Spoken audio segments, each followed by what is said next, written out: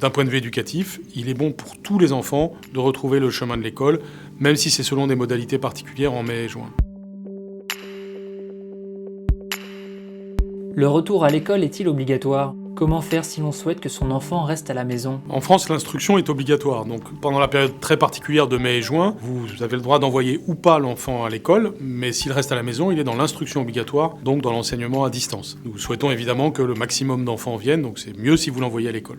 Comment s'organise la reprise pour les enfants s'ils ne vont à l'école que par demi-classe ? Un enfant peut se retrouver dans 4 situations différentes. Il peut être en petit groupe à l'école, avec un groupe de moins de 15 élèves, c'est d'ailleurs une situation pédagogiquement favorable. Il peut se trouver à l'étude, s'il y a la place pour cela, s'il y a une personne pour surveiller, là aussi, dans un groupe de moins de 15 élèves. En troisième lieu, il peut se retrouver dans le système sport, santé, culture, civisme, que nous développons avec les collectivités locales, là aussi par petits groupes, avec de la distanciation physique. Et en quatrième lieu, cet enfant peut être dans l'enseignement à distance, totalement ou partiellement, et donc suivi par l'éducation nationale. C'est selon ces 4 temps que s'organise le temps de l'élève, sachant que chaque école organise les flux à sa façon, en accueillant par niveau, mais aussi par groupe prioritaire, les enfants de l'école.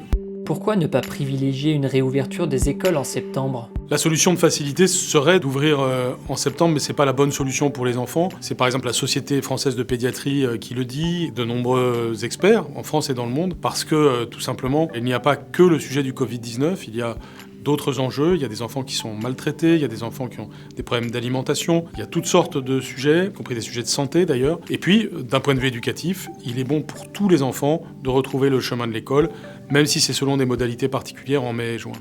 Quelle est la date de reprise pour les classes du primaire et du secondaire ? Pour les classes de l'enseignement primaire, le retour est à partir de la semaine du 11 mai. Cela se passe progressivement, et donc certains entreront le 12, d'autres le 14. Chaque date se fixe localement. Dans certaines communes, il peut y avoir un petit retard qui peut aller jusqu'à une semaine. Les collèges qui sont dans les départements verts commencent à partir du 18 mai pour la classe de 6e et pour la classe de 5e. À la fin du mois de mai, nous évaluerons la situation sanitaire et nous verrons si nous pouvons ouvrir les collèges de la zone rouge et puis même l'ensemble des lycées. Les transports scolaires vont-ils rouler ? Les transports scolaires sont aussi obligés de s'adapter à la nouvelle situation, notamment pour respecter la distanciation physique. Ça suppose de grandes adaptations qui sont parfois complexes, mais il y a adaptation et donc transport.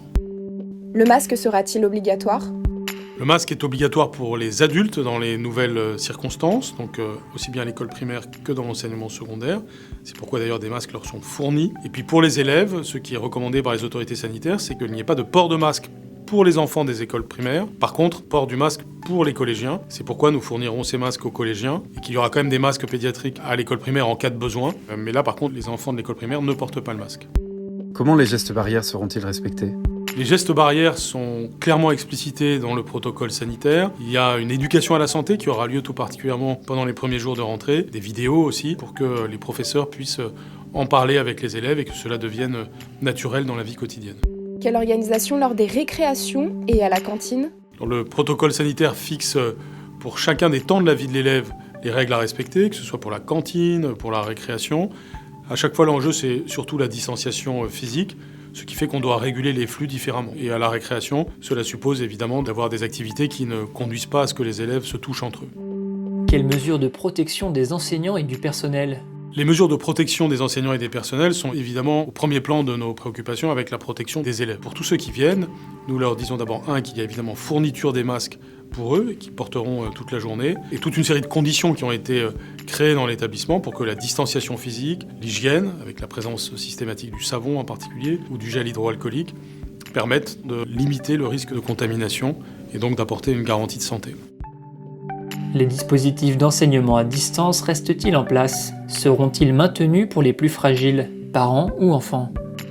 Les dispositifs d'enseignement à distance restent pleinement en place. D'abord parce qu'il y a des élèves qui restent totalement dans l'enseignement à distance. Par exemple, les lycéens encore aujourd'hui et certains collégiens. Nous avons donc prolongé le système de Ma classe à la maison du CNED avec de nouvelles semaines de cours et d'exercices. Il peut y avoir de l'enseignement à distance partiel pour les élèves qui sont en partie à l'école, en partie à la maison. Pour cela, il y a des professeurs dédiés, ceux qui restent chez eux justement, qui vont aider au suivi des élèves.